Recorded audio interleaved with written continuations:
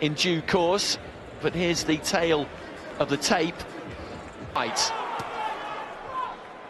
In the weeks leading up to this fight, I had seen this billed as being for the World Super Featherweight title, which didn't make a lot of sense because you're going to have two champions, and surely it would be Mercado who would take the senior role.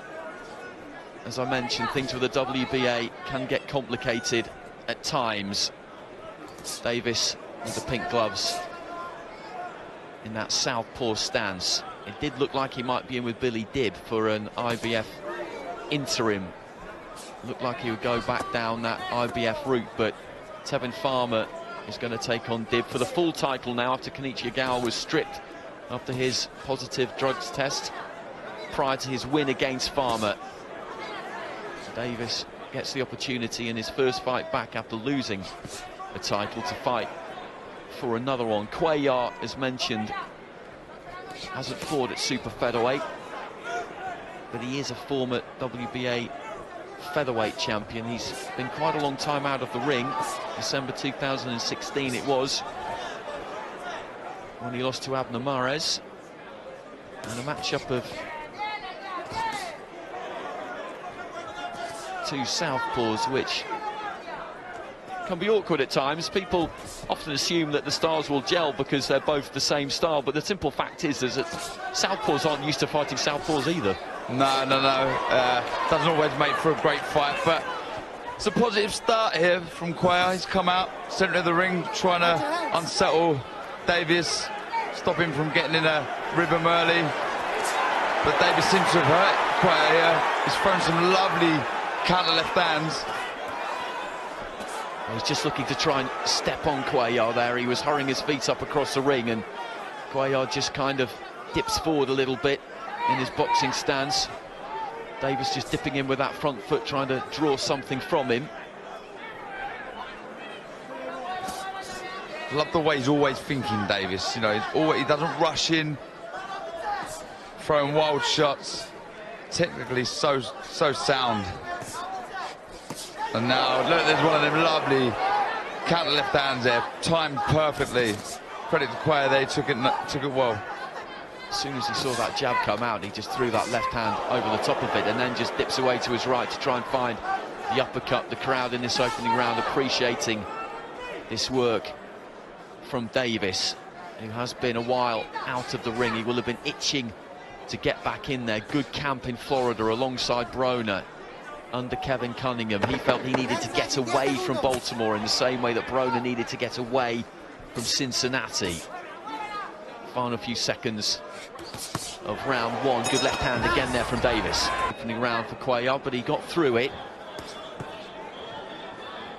Davis we saw, of course, over in the UK, making that first defence of his IBF title against Liam Walsh at the Copper Box. Stopped Walsh on that occasion early in the fight. Walsh wasn't impressed with the stoppage. He felt he could have been given more of a chance given what was at stake.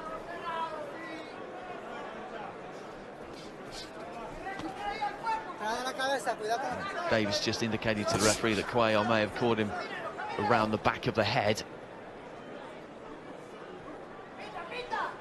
This is what Cuellar needs to do, is try and push Davis back, close that gap. If you're standing in range with Davis, I mean, he can pick punches for fun all night long, so I think he needs to close the gap, but I mean, that's easier said than done because Davis's footwork is so good. I mean, he gets in and out of range with ease, as we just see there, stepping back. And they're trying to find that left counter again. Fantastic work. I mean, the variation as well. Just dropping a right to the body there, looking for the left uppercut. He really is a joy to watch, and that's a lovely left to the body there. Well, the left to the body has put Cuellar down. Goes down onto that right knee. He's desperately trying to suck some breath in there. The count continues. He gets back to his feet. Gloves wiped off there by Benji Estevez, but that was sharp, accurate work again. And there's a long way to go in this round, just past the midway point, and Davis again just sticking out his tongue there, looking for the right hand to the body that time. And every time that Cuellar tries to find a way out, Davis just closes off that ring, using his feet well. Again, looking to tee up the left to the body. When he throws that jab, Cuellar, he brings it back quite low and a little bit slow at times. And Davis is finding the openings here. Well, that was a lovely left to the body, and when you're winded and you're feeling a body shot and you've got someone as good as Davis who has a fantastic repertoire of punches, head and body, it really is a lonely place to be. But he's recovered well here, Cuellar. Seems to have shaken off the effects of that body shot and walking forward now.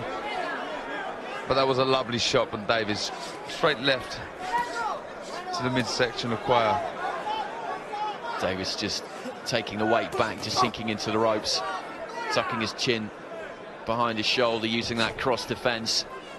Cuellar popping out the jab, falling short. It's been a good opening couple of rounds here for Gervonta Davis. Nice left hand there again, just off the back foot. It's good, sharp, accurate work. And Cuellar's being made to look a touch ragged here.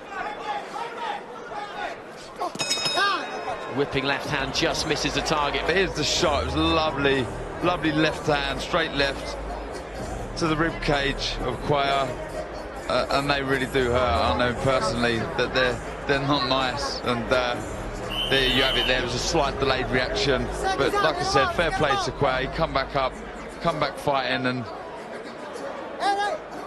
took some good shots. That was that nicely timed left hand. He just saw Cuellar fall short and let his weight to come forward. And he was really open and just clipped him with that short left hand. So into the start of the third round, Gervonta Davis in the red and white, Jesus Cuellar in the white and gold.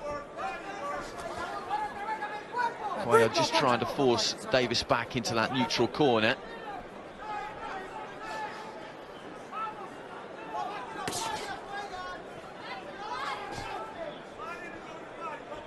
It's been interesting, some of the comments that Davis has made, some kind of oblique comments really that would appear to have been aimed at Floyd Mayweather.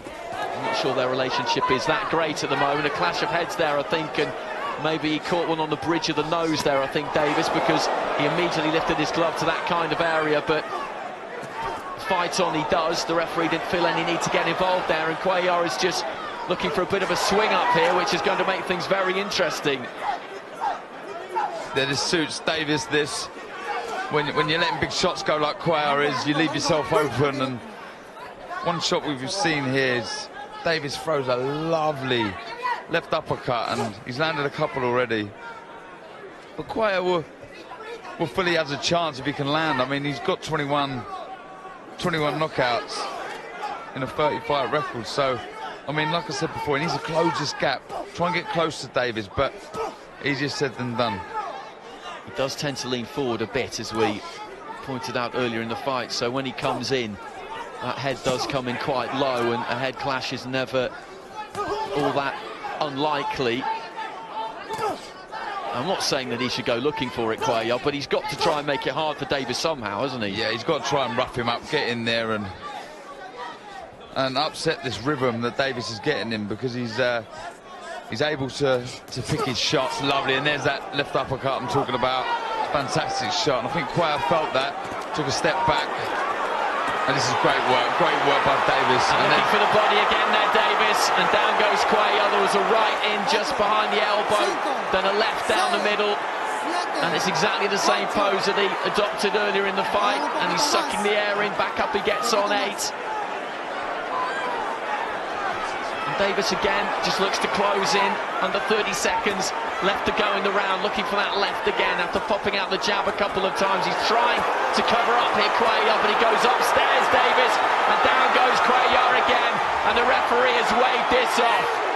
And that is some kind of a comeback from Gervonta Davis, tenderizing Cuellar to the body, and then as he tried to drop those elbows on the ropes and just cover up, he went up to the head and put his man down again, and our referee decided that enough was enough. He'd been a while out, Gervonta Davis. As I mentioned, a lot of people thought he would step up to lightweight, but he knew that he could still make super feather, and he made it comfortably on the scales yesterday and he looked good and fit and strong in there. We expected him to win tonight. If he could reproduce the kind of form that we'd seen from him previously, Cuellar's credentials to take him into this